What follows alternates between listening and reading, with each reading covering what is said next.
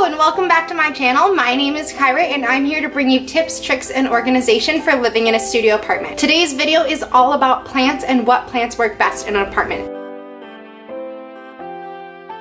I love plants. I don't know what it is. I think it's because I can't have a doggo of my own. I only get to puppy sit, but I love having plants in my apartment. It just brings such a life to the space and makes it feel clean, and I think I like feeling like I'm responsible for something. I have to keep my plants alive. So today I'm going to take you through all of the plants I own and tell you which ones I think are best for a studio and which ones don't really work. My studio does not get a lot of light. I have one bigger window that's facing the east and one small window over my kitchen sink that's facing the west. The one facing the east has a building in front of it, so it really only gets like this much sun for a small amount of the day. Even with that, I've been able to find plants that don't require too much sunlight and have been able to work well in my studio apartment. Let's take a look at my plants.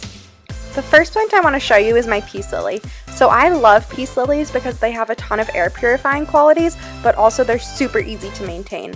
They don't require much water, and it's really easy to tell when you need to water them because the leaves will start drooping, and they do not require much sun. So this one is in a partially shaded area next to my bed, and I think it looks great there.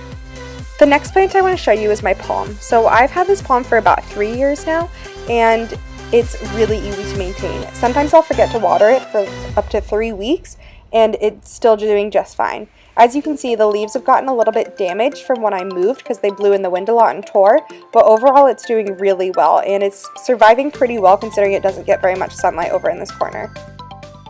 Next I have what I call my baby palm. So this palm actually just appeared in the pot of the big palm one day with just one little leaf, and now we're at 6, I believe.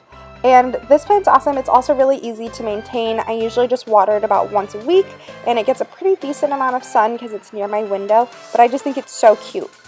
My next plants would be my terrariums. So my boyfriend and I actually decided to start experimenting with terrariums, and they've been so much fun. This one has grown so much. You can see all of its roots, and we never have to water them. We just keep them sealed, and the humidity just recycles in there. So those have been a really cool little experiment. So as you can see, it's definitely been an experiment, and not all of our terrariums have turned out great, but you win some, you lose some, and it's been a lot of fun. The next plant I have to show you is my snake plant, and this is by far the easiest plant I have in my entire house. Not only do I think it looks super cool, but it is also known for its air purifying qualities as well, and this takes absolutely no effort. I will water it maybe once every 2 weeks, and it doesn't get a ton of sun, but this thing has been thriving and living its best life, and I absolutely love how it looks. So in my kitchen, I have my tomato plants. I also have a little baby mint plant that's been growing and a little baby basil plant that's growing that I started from seeds. So those are really fun. I also have been growing peppers. I just planted these seeds a few weeks ago, so they're just starting. I like planting seeds in random pots. I have my mammoth sunflowers as well. I don't think these are going to do too well because they don't have enough soil, but right now they're looking pretty cool. And this is probably one of my favorites. These are some succulents that I put in a teapot that I got in Morocco, and I just love having this in my kitchen. I think it looks so cute and pretty.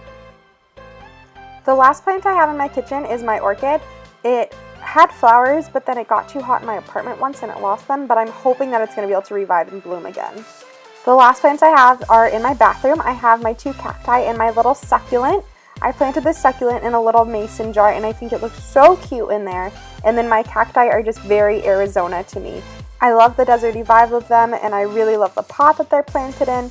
And these plants are super low maintenance. They only need a little bit of water, maybe once every 2 weeks, because they will get root rot really easily and die off. So I make sure I don't overwater these ones. Alright guys, so that was all of the plants I have in my studio. I hope you enjoyed looking at them and hearing what I have to say. I've included the names and some links on the plants that I talked about today in the description bar, so feel free to click at those and take a look and see a little bit more about these plants. If you liked this video, please give it a thumbs up. I'm still really new to YouTube, and I would appreciate any support you guys have. Hit that subscribe button. I post videos 2 times a week on tips, tricks, and organization and living in a studio apartment, and I would love to give you any of the knowledge that I've been able to learn while living in a studio.